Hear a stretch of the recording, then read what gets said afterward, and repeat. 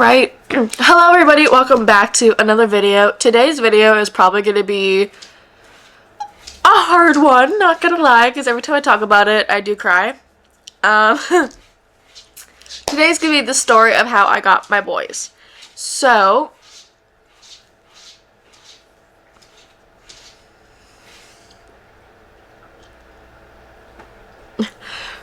let's start from the very beginning. I got Jason in 20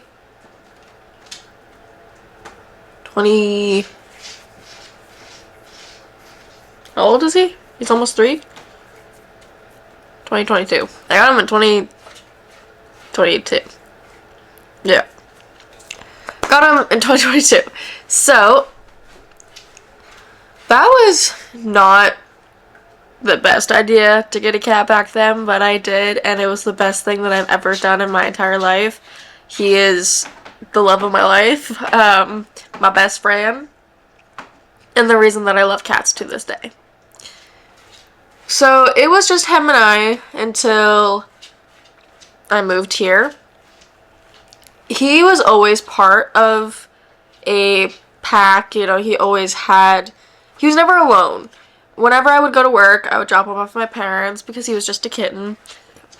So he always had somebody, and then I moved home and he always had Abby and Bobby. So this was the first time that he was actually alone. So when I would go to work, he was not happy.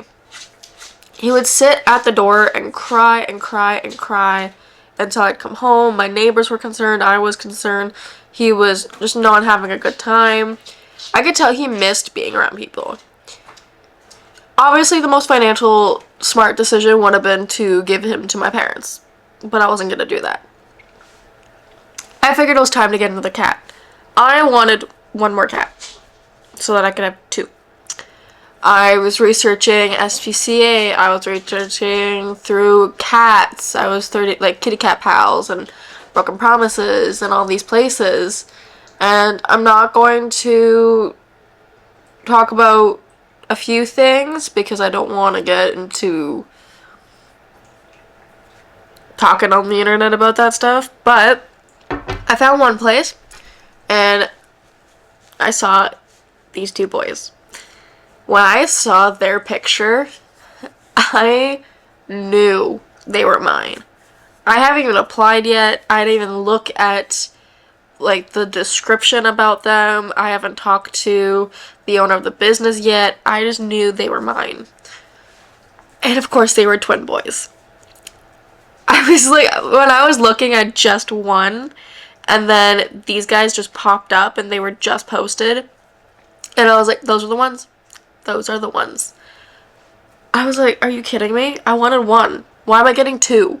And it's not even 2 for the price of 1. I had to pay for both. So,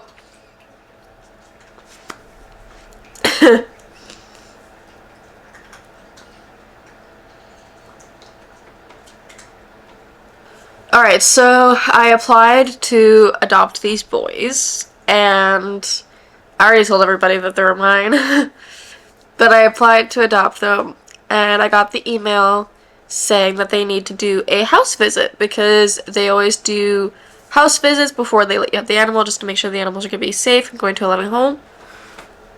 All fine. She comes, she does the house visit. She's like, okay, things are going to go well. She tells me the story of the boys. So the boys were still under a year. They turned 1 the day after I got them. So all this time was during the first 11 months of their life. They were severely abused and abandoned outside and were hunted by cougars for a while. They were found. So they were so scared and skittish and just not happy babies. They didn't want to be touched, looked at, anything. They didn't want to be around anybody. They just didn't want to be here.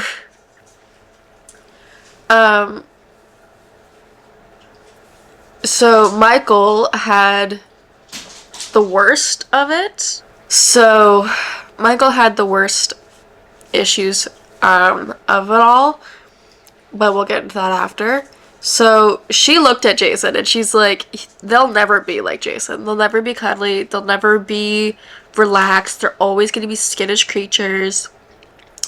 They're going to be feral for the rest of their lives. Like, they will never be like him. I was like, I don't care if they're like him. I care if they're happy and loved and that Jason and them get along. Like, that was my only concern. My concern was not to have more companions for myself. My concern was for Jason to have a companion that could be at home with him. So she agreed. We signed the adoption. I paid the fine, or the bill. Fine. I paid the bill. Never mind. Come to drop-off day. So they were with the foster mom, and she brought them to me. They were not in good condition. And that's the part that I'm gonna not get into too much detail on because I don't want to talk bad about somebody. But they failed to disclose what the actual problem was. They said he had one mat that was being worked on, and that she always took care of the nails. Tell me why. When my friend came over to get that mat out, we found 14 painful mats on Michael. Mats that have probably been pulling on him, tugging every time he moved, have been extremely painful. Tell me why we found 14 of those instantly. How can you miss that? And to this day, Freddy's nails are so brittle from not being taken care of. Now, most of this was due to their past.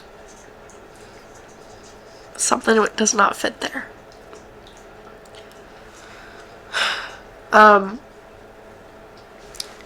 So a few days pass.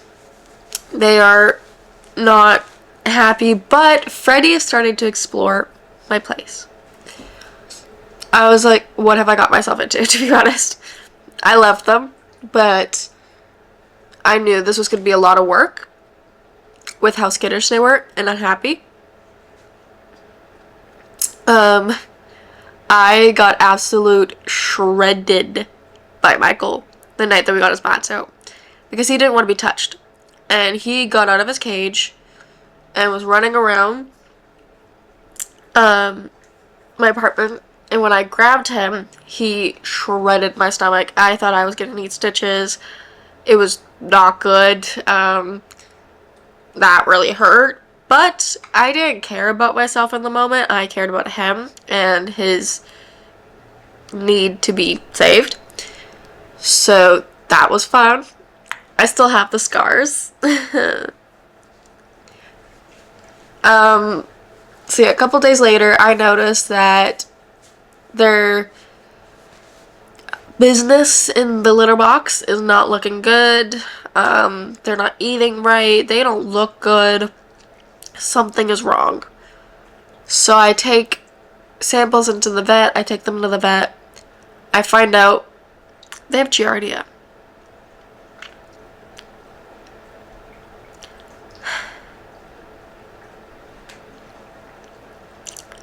So they came to me with Giardia. Now, yes, Giardia can come from contaminated water or contaminated litter boxes or contaminated surfaces.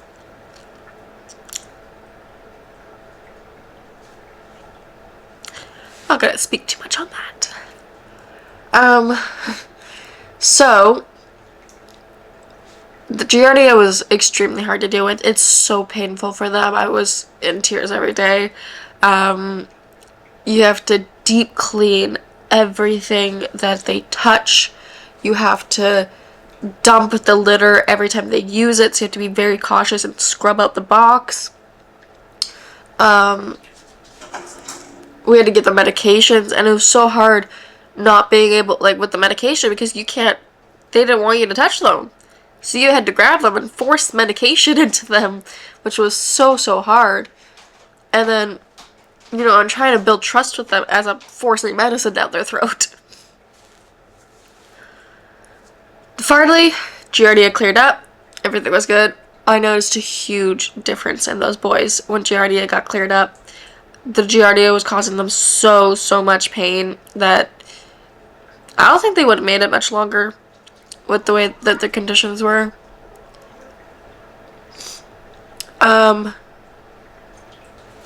But every single day, I would sit down on the floor. I would get home, and I would spend hours on the floor just letting them come to me, holding my hand out. I would just sit there in silence and hope that they would at least say hello. Freddie was the first one to start, and that's when I started doing exposure therapy with him. I would pick him up and hold him, and I would count to 10, and then after the 10 I'd put him down, and I would do that every day, and now I can pick him up and he doesn't care. But Michael wasn't there yet. So Freddie was definitely the less skittish one, because he was the first one to be okay with everything. And I think Jason really helped get them to trust that this is a safe place. So after a couple months of really working with them, building trust, and letting them... My biggest thing was to let them know this apartment is a safe place, and then I'm a safe person. So I would just let them do their thing. If they broke something, I wouldn't get mad. If they did something, I wasn't mad. I wanted them to know this is a safe place. Now, I'm like, boy, know your place. But it took a lot of patience and time to get them to where they are. So, after a couple months, Freddie is a very cuddly cat, and he is the love of my life too, like all these boys are, but he's so cuddly. He loves to be picked up. He's such a talker too. He's just loving life, and when you look at them, you cannot tell. You can tell a little bit with Michael. When you look at Freddie, you cannot tell that he had a rough past. You would think that I've had this cat his entire life, which is such an accomplishment. And when people are like, oh, your cats are so well behaved and like so loving, and I say thanks, it took a lot of work because of the past, and they're like, I couldn't tell that they had a rough past, and that's such a compliment. Freddie is just such an amazing creature. He's so smart, and he like tries to figure things out, and the way he looks at you is just, he's such a smart baby. Now Michael, he is my hardest project and my greatest success, because Michael was the hardest one to deal with. He was the one that had the most problems. He had his tail broken at the tip, snapped, and he still has the kink. So I'm always cautious about that, and he gets regular checks just to make sure it's not causing him any pain. If it will, we will deal with it. So he was definitely the most wild, most scared. He took care of Freddie. He definitely protected Freddie. So working with him was not easy, because he did not want to come to me at all. He came a few times, like he would let me pet him, but you couldn't get near him. If I moved, he was gone. Like, any sudden movement scared him. So, again, working with him for a couple months, he started coming into the bed with me. And he would sleep on my headboard or at the end of the bed. And then I noticed a few nights that I would wake up in the middle of the night and he would be next to me. So I started thinking the bed is his safe place. Maybe nobody heard him there because they were sleeping or something. So I started just pretending to be asleep and letting him come up to me, and I would slowly start petting him. And I would do that for weeks. And finally he started coming to me when I'm on the couch, and I would do the same thing. And then he started like sleeping in my arms. And fast forward to now, he is such a cuddly, lovable creature. He doesn't flinch when you go to pet him. He doesn't run away when you move. He comes and he cuddles with me all the time, and I can fully pet him. It's just every single time I have an accomplishment with him, I cry. Right now we are working on just like the cuddling part. You still can't pick him up. He does not like to be picked up. I will work on that. But in the end, if his boundaries, he doesn't want to be picked up, that's his boundary. I'll listen. But these boys have been the best things in my life. And I'm so proud of them for how far they've come. I'm so grateful that they chose to trust me. There is something...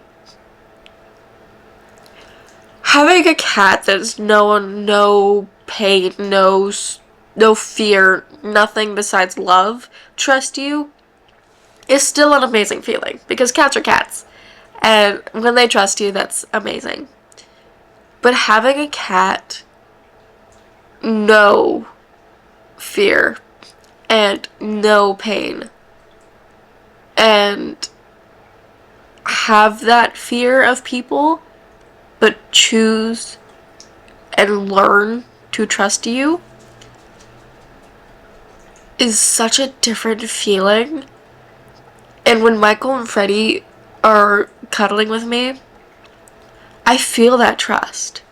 And I feel that connection that they've given me. And I truly feel the love that they've learned to have for me, that they've learned to have for my friends.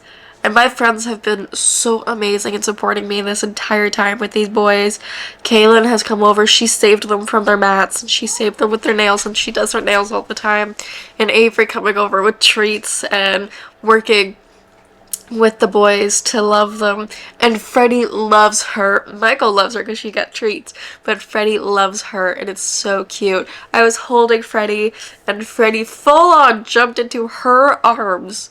It was honestly so sweet. And Finn and Theo, when they come over, they're just so good with the boys. And the other day, Theo was over doing homework, and Michael was all loving on them, and it was just such an amazing sight to see. My parents have been so helpful with everything. I would not have been able to do the Giardia curing without them. My mom came down when I first got the boys to help me because I knew that I got myself into something I really didn't know what I was doing. So she came to help. And I was nervous about leaving the boys alone with Jason for the first few times, just because I didn't know if the boys would react and hurt him. So I wanted somebody at least to be there for the first few times that they were out of the cage. So my mom was there, and Sandy at Bosley's, and everybody at Bosley's has been so supportive and kind, and just so caring. And I would not have been able to do what I've done for these boys without my village of people, because it really does take a village. These boys have come so far, and it's not even a year. I got them May 31st. Their birthday's June 1st. Their first birthday was June 1st. I got to spend their first birthday with them, which was so cool. And I'm so excited for their second birthday with how far they've come. But May 31st will be 1 year of having them.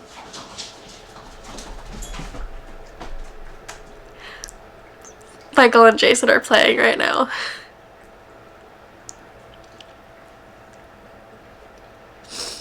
Jason has become such a different cat too.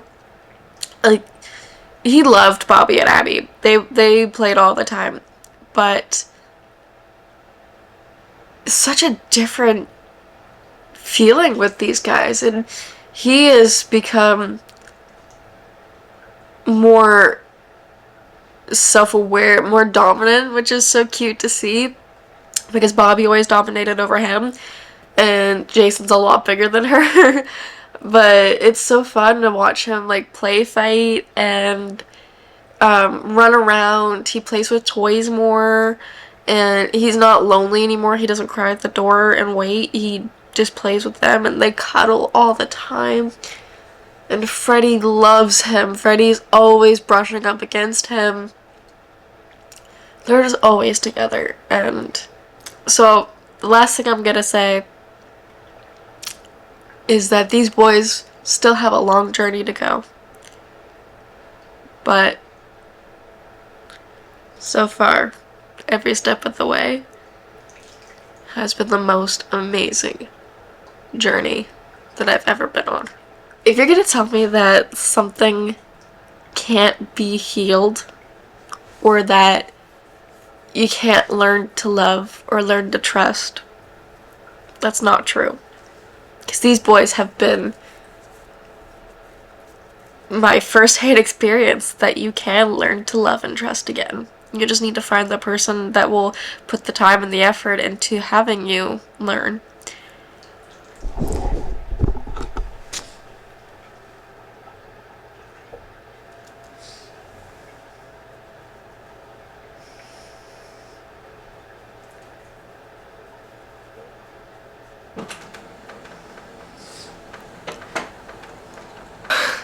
I'm going to play a montage, I think it's called, of memories from the beginning to now.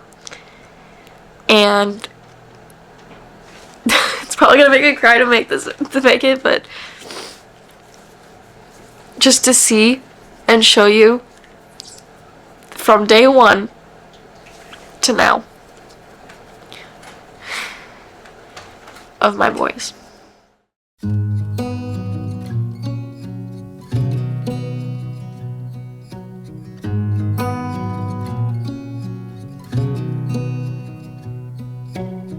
Beneath the starlit sky, our love's secret line, like leaves we soar so high.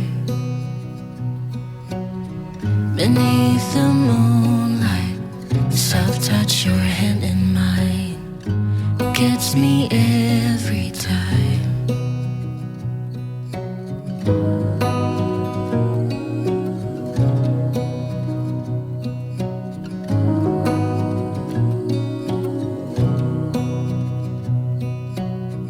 Lost in the city lights, our love's electric, right? You make me feel alive. I know July is gone, you make me feel at home in the neon glow. As the leaves change color, I dive into you. When summer's fading, there's nothing to do but bask in the glory of the winter sun. Maybe this is the season of love.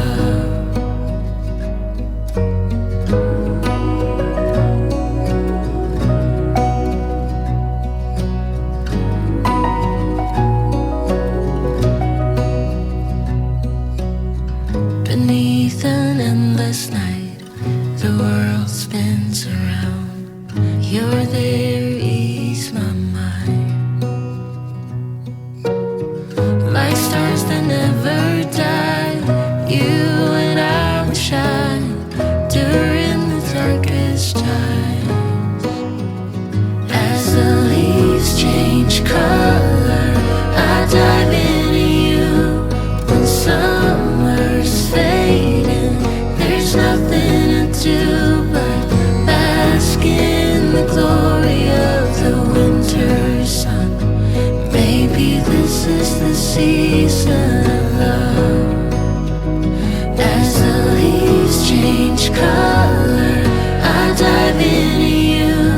When summer's fading, there's nothing to do but bask in the glory of the winter sun. Maybe this is the season of love.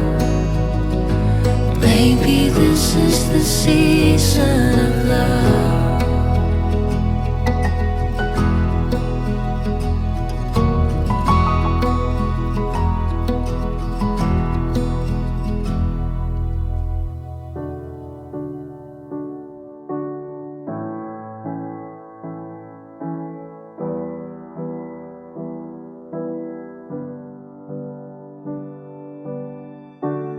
I see you struggle like butterflies in water, can't keep moving forward.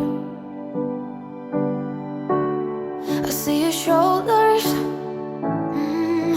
weighted down by armor.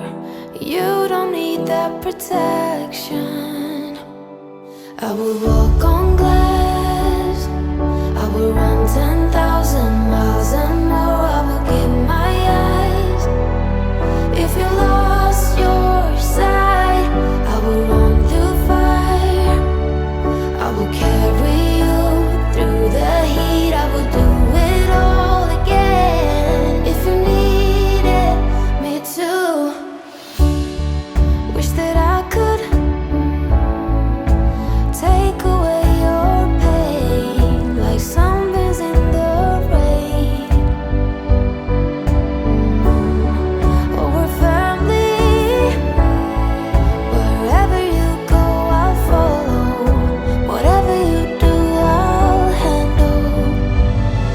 I will walk on glass, I will run 10,000 miles and more. I will give my eyes. If you lost your sight, I will walk through fire. I will carry you through the heat. I will do it all again. If you needed me to,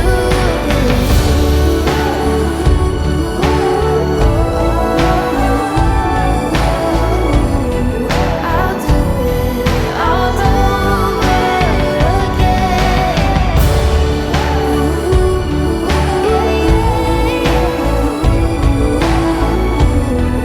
I'll do it all over again. I will run through fire, I will carry you through heat. I'll do it all over again.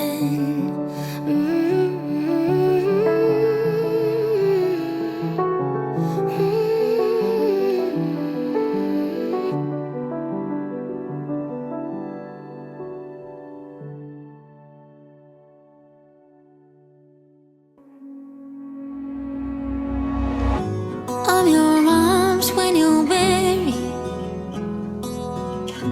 Go on, lay your wounds on me. You don't know how much I can carry. You don't know how much I care. Throw me into the deepest ocean, and I promise you I'll swim. Through the highs and the lows you will find me. And just know that I'm here to stay. Like every wave will find its way back into the big blue. I will find my way to you, and like a harvest moon, turn from darkness into gold. That's when you'll know that you'll find home. So